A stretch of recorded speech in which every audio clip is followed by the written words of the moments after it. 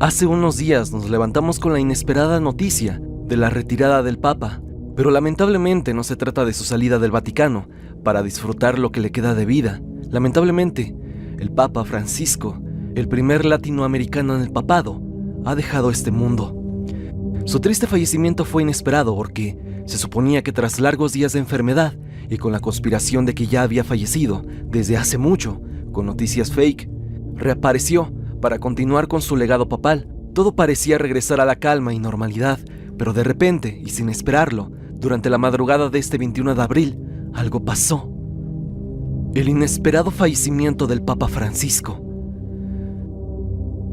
El 21 de abril, mientras el sol salía, el mundo recibió la noticia del fallecimiento del Papa Francisco. Nacido como Jorge Mario Bergoglio, a los 88 años de edad, dejó este mundo. Su partida marcó el fin de una era en la Iglesia Católica y dejó un vacío profundo en millones de fieles alrededor del mundo. Nacido en Buenos Aires, Argentina, el 17 de diciembre de 1936, Bergoglio fue elegido papa en 2013, convirtiéndose en el primer pontífice latinoamericano y el primer jesuita en ocupar el trono de San Pedro. Su papado estuvo caracterizado por un enfoque pastoral centrado en la humildad, la justicia social y la inclusión de los marginados, o al menos esa es la narrativa que divulgan ellos. Él fue conocido por su cercanía con las personas, su rechazo al lujo y su crítica abierta a las estructuras de poder dentro de la iglesia. En los últimos meses de su vida, su salud se deterioró debido a una neumonía bilateral que requirió hospitalización y tratamiento intensivo. A pesar de los esfuerzos médicos, su condición empeoró y el 21 de abril el Vaticano confirmó su fallecimiento. La noticia fue recibida con profunda tristeza en todo el mundo y líderes religiosos y políticos expresaron sus condolencias. El Papa Francisco dejó un legado de reformas y desafíos.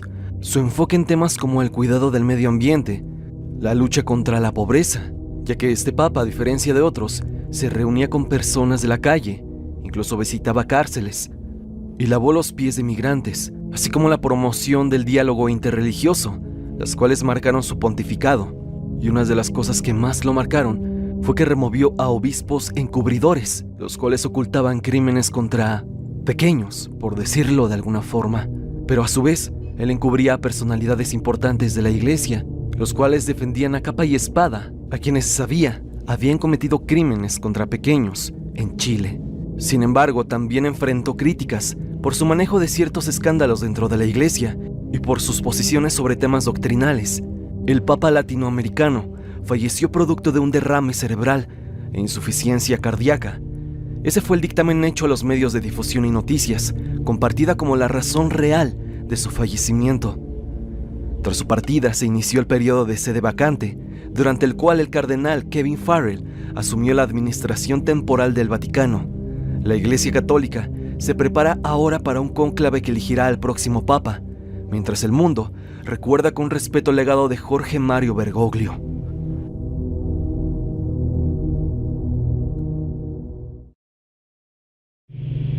La profecía de San Malaquías, el último Papa y el fin del mundo. Con la repentina muerte del primer Papa latinoamericano, retumba con mucha fuerza aquella profecía, la cual hablaba del último Papa y el fin de los tiempos, o como se le conoce popularmente en estos años, el fin del mundo. Llamada como la profecía de los papas y atribuida a San Malaquías, arzobispo de Armagh, en Irlanda, está fascinado y desconcertado a creyentes y escépticos por siglos. Esta lista de 112 lemas latinos supuestamente describe a cada papa desde Celestino II en 1143 hasta el último, quien marcaría el fin de la iglesia y del mundo. El lema correspondiente al papa número 112, quien sería el actual Papa Francisco, es Petrus Romanus, Pedro el Romano. Según la profecía, durante su pontificado, la ciudad de Roma será destruida y el juicio final se desencadenará. Este enigmático pronóstico ha generado especulaciones sobre si Francisco es realmente el último papa y si su fallecimiento presagia el fin de los tiempos. Tras la partida del Papa Francisco el 21 de abril del 2025, el interés en esta profecía se ha intensificado. Algunos interpretan su fallecimiento como el cumplimiento de la predicción de San Malaquías, mientras que otros lo ven como una mera coincidencia histórica. Además, se ha vinculado a otras profecías, como la de Nostradamus, que menciona a un papa negro y el fin del mundo, avivando aún más las teorías apocalípticas. Sin embargo, muchos expertos y teólogos advierten que la profecía de San Malaquías carece de fundamento histórico sólido y que su origen real es incierto. Algunos sugieren que fue una invención posterior para dar un aire misterioso y sobre todo legitimidad a la sucesión papal. Un detalle más que intrigante sacado de estos escritos, de la profecía de los papas, es que no solo se habla del fin del mundo, así como algo general, como cualquier profecía ya antes vista.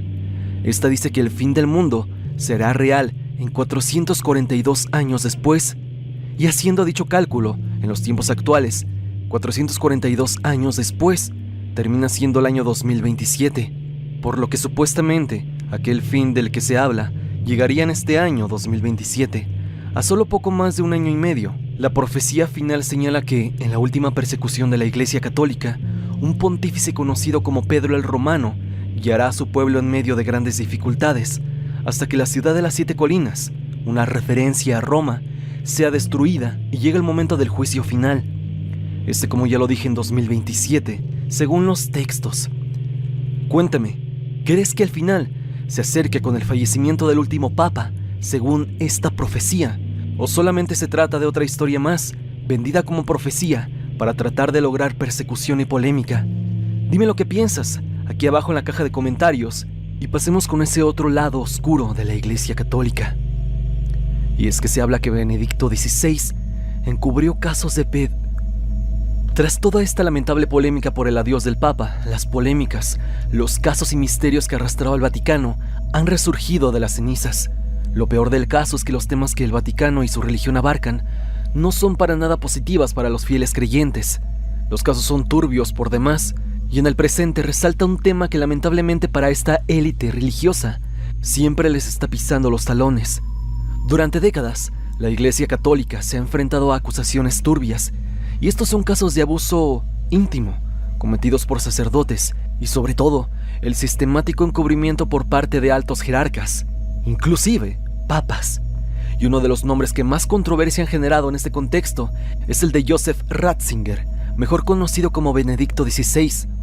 Antes de convertirse en papa en 2005, Ratzinger dirigió la Congregación para la Doctrina de la Fe, una de las oficinas más poderosas del Vaticano, encargada, entre otras cosas, de manejar los casos de sacerdotes acusados de abusos. Esto sucedió desde 1981 hasta su elección como pontífice en el 2005. Durante este tiempo muchos críticos aseguran que su papel fue clave para mantener en silencio las denuncias y proteger la imagen de la Iglesia por encima de la justicia para las víctimas. Uno de los casos más sonados ocurrió en Alemania, en la arquidiócesis de Múnich, cuando Ratzinger era arzobispo. Un informe independiente publicado en 2022 reveló que el entonces arzobispo permitió que al menos 4 sacerdotes acusados de abuso siguieran ejerciendo su ministerio sin recibir sanciones ni ser apartados. Aunque él negó haber tenido conocimiento directo, documentos firmados por él parecen contradecir esa versión. Ya como Papa, Benedicto XVI enfrentó una creciente presión internacional. Miles de víctimas comenzaron a alzar la voz, exigiendo justicia. Aunque él implementó algunas reformas para procesar internamente estos casos, muchos consideran que fueron insuficientes y demasiado tardías. Incluso, algunos informes filtrados aseguran que el Vaticano tenía una base de datos secreta con nombres de sacerdotes que se habían propasado con sus víctimas y que se negociaron silencios a cambio de compensaciones económicas o traslados estratégicos. En países como Irlanda, Estados Unidos, Australia y México, los escándalos explotaron con fuerza, revelando redes de encubrimiento que llegaban hasta las más altas esferas. Organizaciones de derechos humanos acusaron directamente a Benedicto XVI de permitir por omisión o complicidad que los abusos continuaran impunes. Algunos expertos creen que la presión y el escándalo mundial fueron factores que lo llevaron a renunciar en 2013, algo casi inédito en la historia del papado. Fue el primer papa en renunciar en más de 600 años. Su retiro fue visto por algunos como un acto de dignidad, pero por otros como una salida para evadir la tormenta moral que lo rodeaba. El haber encubierto numerosos casos de ultrajes por mandatarios religiosos no solo se trataban de padres de iglesias, sino personas de esta élite religiosa, gente que tenía mucho poder, suficiente como para terminar con cualquiera, con tal de que los casos más turbios no salieran a la luz de forma explícita y a detalle. Hasta el día de su fallecimiento, la figura de Benedicto XVI sigue siendo polémica. Para unos, un teólogo brillante y hombre de fe, pero para otros, el rostro frío de una institución que eligió callar ante el sufrimiento de miles de pequeños.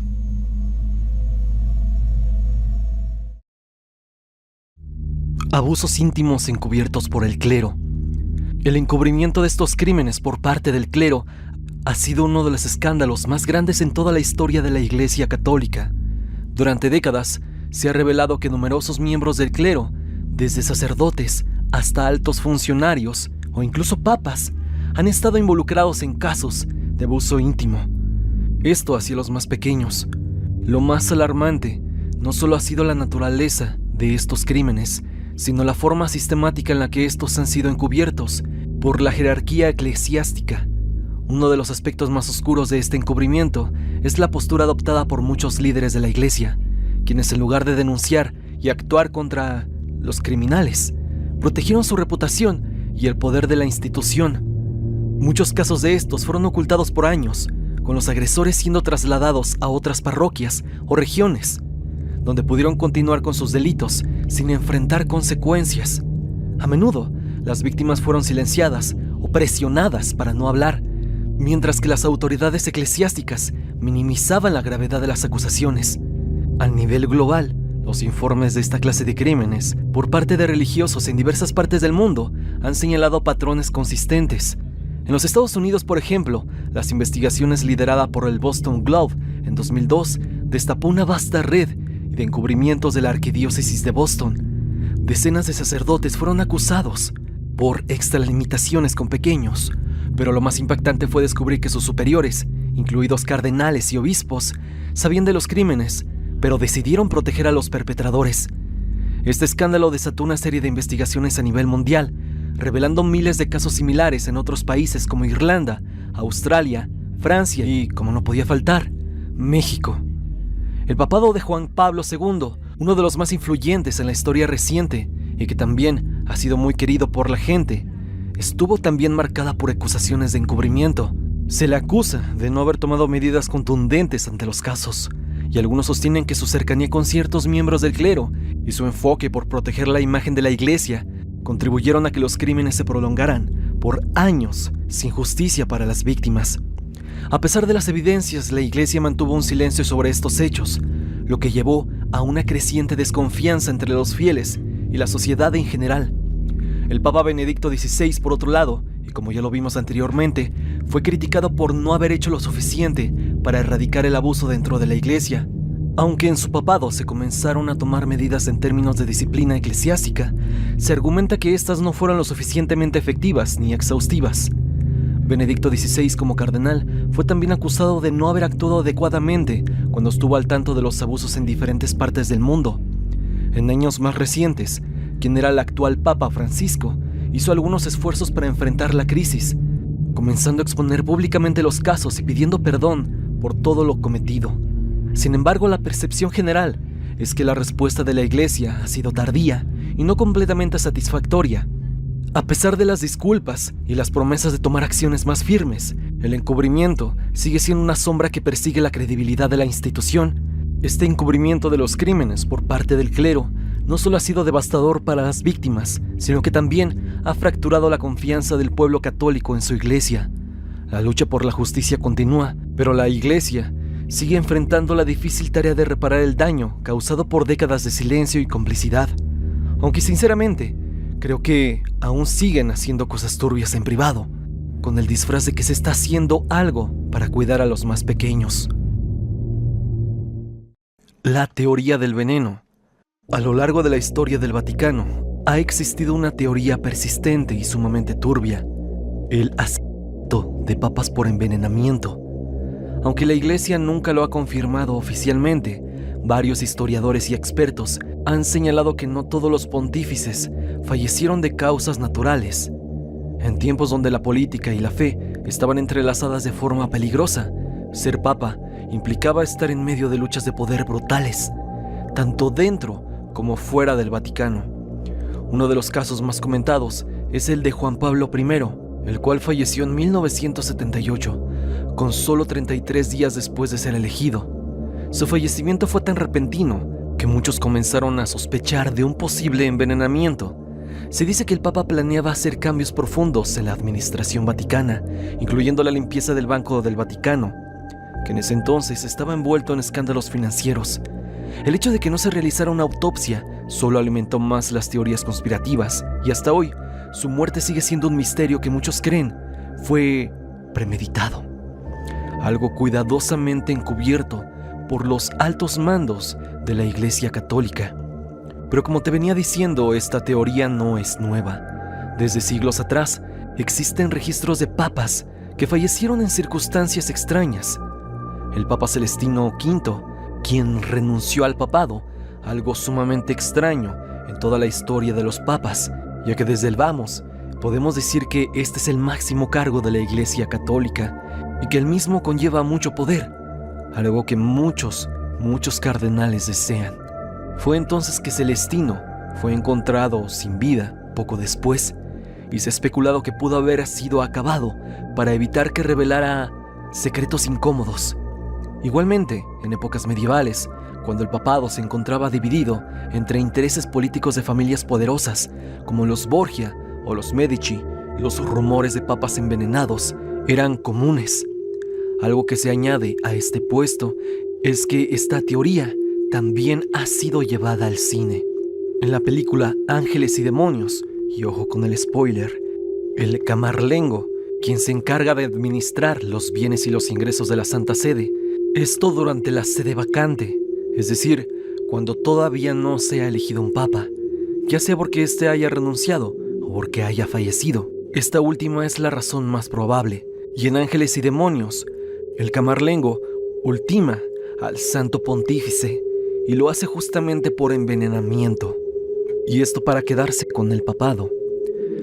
La teoría del veneno revela una faceta sumamente aterradora del Vaticano, en donde parece haber un grupo de poder que decide qué hacer con estas personas, que también son poderosas, pero que van en contra de sus intereses, o que incluso su propia reputación podría verse vulnerada con los cambios y reformas que haga tal o cual pontífice.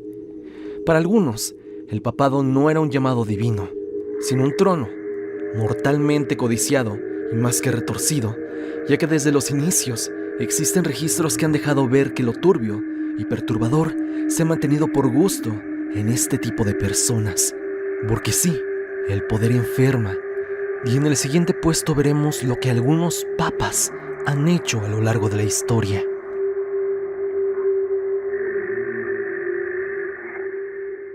Los pecados de los papas. El papado, como lo dije antes, es el máximo cargo de la Iglesia Católica, y este, obvio, trae consigo muchos beneficios. Estar a la cabeza de algo tan grande ha hecho que muchos hombres, a lo largo de la historia, hayan cometido las peores bajezas y crímenes que difícilmente podrías imaginar. Uno de los que más se recuerda por ser el papa del nepotismo fue Alejandro VI, nacido bajo el nombre de Borgia, cerca de Valencia, España, en 1431, y estando en el papado de 1492 a 1503, se habla que este papa era de procedencia rica.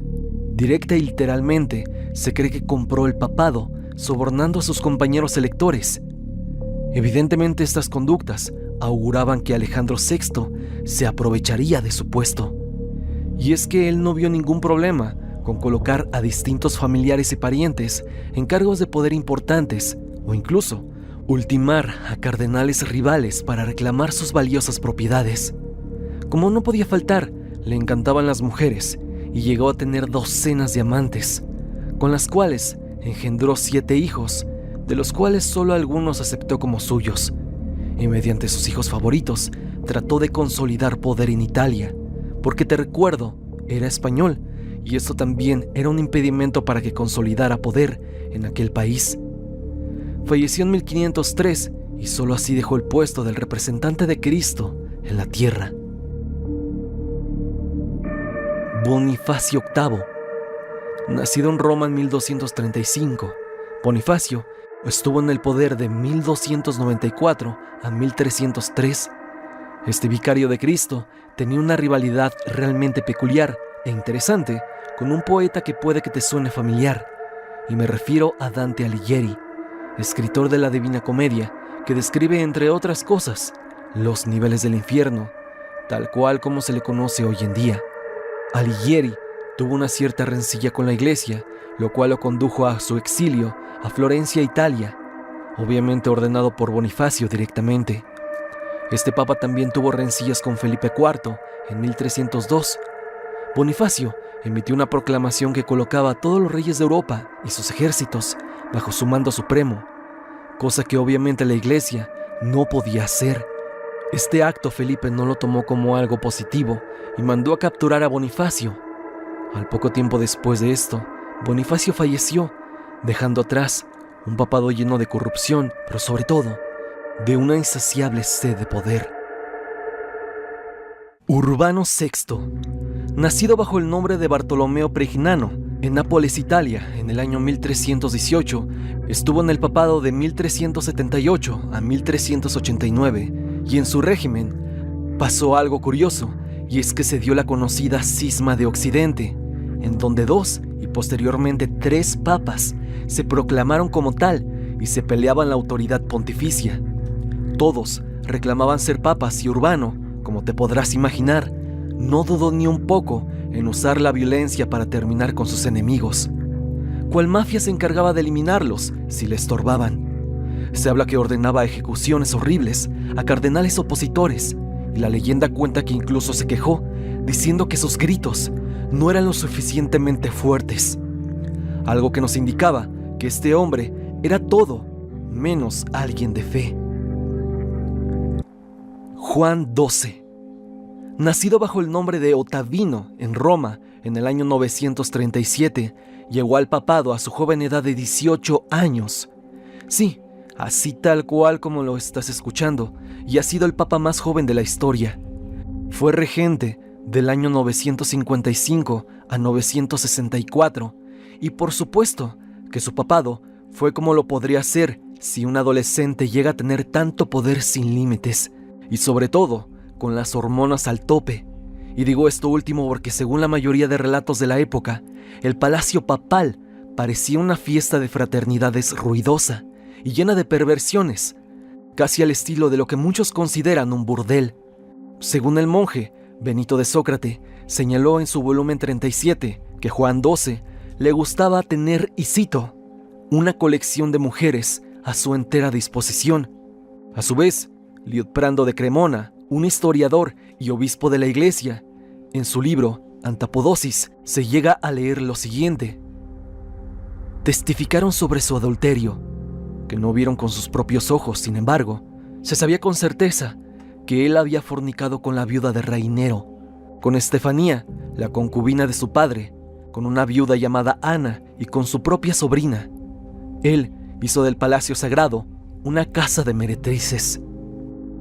Asimismo, hay otros historiadores que directamente lo nombran como el Calígula cristiano, cuyos crímenes fueron horribles. Otros personajes importantes y de poder de la época lo tenían contemplado como un indeseable, por lo que se convocó un concilio, tomando declaraciones de obispos, clérigos y cardenales, y ellos acusaron a Juan de mofarse de la religión, invocar a dioses paganos, vender consagraciones episcopales, y es que Juan había nombrado obispo a un niño de 10 años, así como haber cometido otros pecados más como vicios, incesto, perjurio y haber acabado con opositores, y sobre todo de sacrílego. Además, vale la pena decir que en su pontificado, la iglesia cayó en el vicio de la noporcracia, y lo digo así por temor a la censura. Pero lo que dice esta forma de gobierno es que los grandes regentes, en este caso el Papa y otros cardenales, tenían amantes, y éstas conseguían puestos de poder a base de favores íntimos, y a su vez, algunas de ellas tomaban decisiones. El vicio estaba muy metido en la iglesia en ese momento, y es una huella que ha quedado muy grabada en la historia de la Santa Sede. Juan XII era un monstruo, pero créeme, hay otros peores.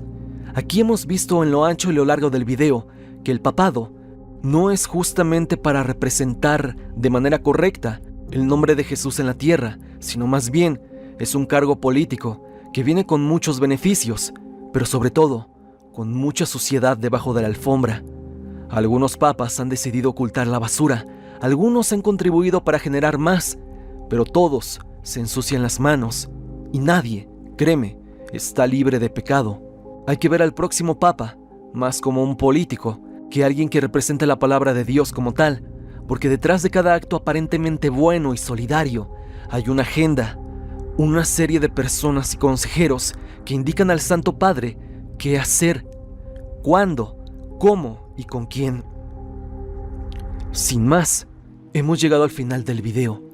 Espero de corazón que te haya gustado. Si es así, deja tu like al video y comenta si te gustaría que abordáramos en otro video a los peores papas de la historia. Si quieres recomendarme algún tema, puedes hacérmelo llegar a mis redes sociales, especialmente en mi Instagram, para estar en contacto. Suscríbete al canal y activa la campanita de notificaciones en donde dice todas para que no te pierdas de ninguno de mis videos. Sígueme a través de Spotify y escúchame mientras realizas tus labores diarias. Recuerda que la música del video es por parte de Repulsive. Si te ha gustado, por favor, suscríbete a su canal. El link estará en la descripción. Sin más que decir, no te olvides que yo soy Stan y te deseo dulces pesadillas.